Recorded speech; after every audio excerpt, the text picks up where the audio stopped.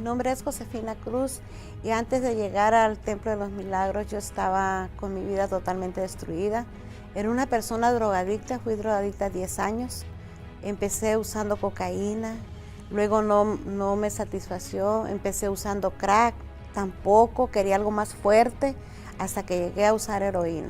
Fueron 10 años de drogadicción, totalmente perdida, no me importaban mis hijos, no me importaba nada. Yo usaba a mis hijos para que me trajeran la droga, se los mandaba a una señora para que le pusiera a la niña en el pamper la droga y me la trajera.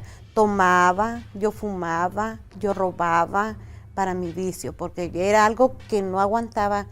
Cada vez que se me acababa la sustancia de la droga, yo quería más y más, y cada día fue haciéndolo más difícil, más duro, más fuerte, hasta que llegué totalmente al fondo, donde yo ya no me preocupaba por nada. Yo vendía los juguetes de los niños, de mis hijos, para comprar la droga. Fue un momento muy, muy triste, y pues como madre uno quiere sus hijos, pero cuando yo estaba bajo el efecto de la droga me daba igual. El momento más difícil es cuando se me pasaba el efecto de la droga. Entonces yo decía, ¿qué estoy haciendo? ¿Qué les estoy dando ejemplo a mis hijos? Estaba sola en este país, no tenía familia, nomás mi esposo y mis hijos. Y fue algo muy difícil para mí porque fui a la cárcel.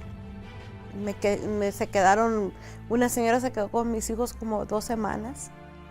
Yo creía que ya me los iban a quitar porque pues no los tenía conmigo. Ella me los cuidó, esa señora yo ni la conocía. Cuando a mí me agarraron, que me llevaron presa, yo los traía conmigo, los niños. Y fue así muy difícil, y un día yo estaba bien drogada a las 12 de la noche, 2:30 de la noche, estaba bien drogada, y vi un testimonio en la televisión que estaban diciendo de que había una solución para el vicio.